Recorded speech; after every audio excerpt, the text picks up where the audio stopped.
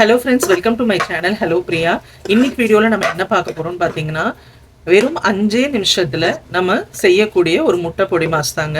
டக்குன்னு அர்ஜென்ட்டுக்கு தொட்டுக்க ஒன்றும் இல்லையே அப்படின்னு யோசிக்கிற நேரம் இந்த மாதிரி 5 நிமிஷத்தில் டக்குன்னு செஞ்சிடலாங்க. இந்த பொடி மாசு டேஸ்ட் வந்து சூப்பராக இருக்குங்க. எல்லா ரைஸ்க்குமே இது ஒரு நல்ல காம்பினேஷனாக இருக்கும். வாங்க எப்படி செய்யறதுன்னு பார்த்துடலாம். இப்போ இது மாதிரி ஒரு பேன் வச்சுக்கலாங்க. கொஞ்சமாக எண்ணெய் விட்டுக்கலாம். இன்னைக்கு நான் பெரிய வெங்காயம் 2 வந்து பொடியாக கட் பண்ணி வச்சுருக்கேங்க, அதை ஆட் பண்ணிக்கலாம்.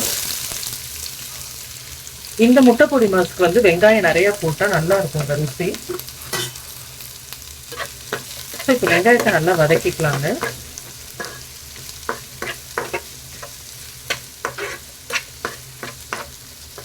ரொம்ப வதங்கணும்னு அவசியம் இல்லைங்க, ஒரு கண்ணாடி பதத்துக்கு வதக்கிக்கிட்டிங்கன்னா போதுங்க. இப்போ இந்த ஸ்டேஜ்லேயே வந்து நான் ஒரு பச்சை மிளகாவை பொடியாக கட் பண்ணி வச்சுருக்கேங்க, அதை ஆட் பண்ணிக்கலாம். நீங்கள் உங்கள் காரத்துக்கு ஏற்ற மாதிரி ஆட் பண்ணிக்கோங்க. ஸோ இப்போ பாருங்கள், வெங்காயம் வந்து கண்ணாடி பதத்துக்கு வந்துருச்சு. இந்த மாதிரி வதக்கிக்கணுங்க. இப்போ ஸ்டவ்வை சிம்மில் போட்டுட்டு மாஸ்க்கு தேவையான சால்ட் ஆட் பண்ணிடலாங்க. நான் வந்து கொஞ்சமாக காஷ்மீரி சில்லி பவுடர் போடுறேங்க. ஒரு 1/4 ஸ்பூன் போட்டால் போதுங்க.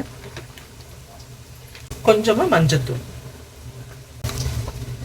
இப்போ நம்ம முட்டையை உடைச்சு ஊற்றிடலாங்க.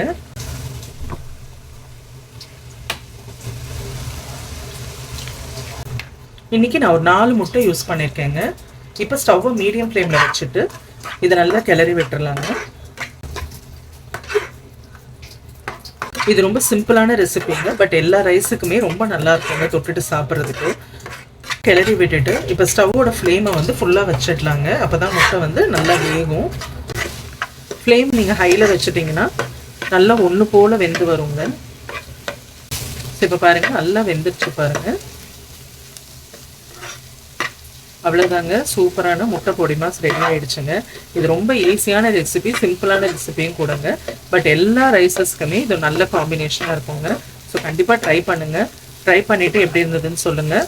வீடியோ பிடிச்சிருந்தா ஒரு லைக் போடுங்க. இது வரைக்கும் சேனலை சப்ஸ்கிரைப் பண்ணாதுங்க, சப்ஸ்கிரைப் பண்ணுங்கள். நம்ம அடுத்த வீடியோவில் சந்திக்கலாம்.